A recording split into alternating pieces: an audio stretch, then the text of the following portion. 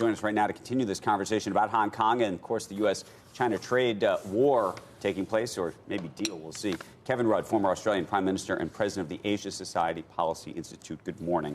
I want to get to the trade war itself, but I want to understand, do you think that the United States has any role to play in what's happening in Hong Kong still? Absolutely not. I mean, absolutely not. No, this is spontaneous combustion in Hong Kong. And it comes out of, as we know, the attempt by the Hong Kong government 6 months ago to bring in a new extradition law. Right. And that just was the straw that broke the camel's back. Now it's a political management problem. As you can see from the Hong Kong government, it's not being politically managed very well. But how long does this play out? And to the extent it has an impact, does it have any impact on sort of the larger geopolitical conversation that's happening? Look, I think the one impact that I do see in China, and I was there about 2 weeks ago, is that there is beginning to be some bleed through into business confidence in China itself.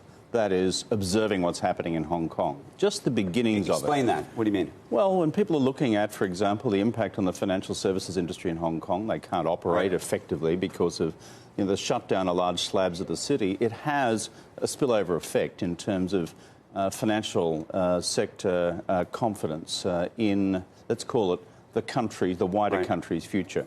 But let's not overstate it. I also think there is still negligible prospect that China will send in troops or paramilitaries in order to But none of this gives the United States more leverage in the conversation. I mean, to the degree you think that the Chinese economy is going to slow, you think it would give the U.S. even more leverage? Well, to the extent the Chinese economy slows, which there are a whole bunch of other factors at work on that, yes. But in Beijing's perspective, this is seen through an entirely different lens. This is a local national security lens. And over here, you've got the trade negotiations. It's a wrong call from Washington to think that this actually strengthens an American negotiating hand. Okay, separately. That's my judgment. Let's talk about this skinny bundle, the skinny deal that may or may not happen. Yeah. And A, when do you think it happens? But B, how does it change when it does happen, if it happens? And I assume something will happen because it almost has to. There's still this larger overhang of a decoupling, which you worry about in a much broader way, which is to say, once a deal happens, do you think the quote-unquote decoupling actually continues unabated, or it actually, things come back a little bit better? 2 points. Will there be a deal? I still think on balance there will, because the overwhelming economic interests on both sides point in that direction. But Xi Jinping at the moment is in Brazil. He'll be there until Friday. We don't have an agreement yet on any venue for the signing of an agreement.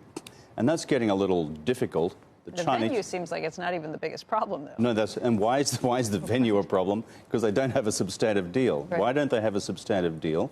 The Chinese, in fact, think they now have a stronger negotiating hand for what's about to unfold in Washington today, the beginnings of impeachment proceedings. So the Chinese are now saying you are going to wait. I mean, do you know that, or is that your opinion? That's my opinion. Oh, that's your opinion. Okay, but I've got to say I'm now reading what's called an official commentary on mainland Chinese newspapers.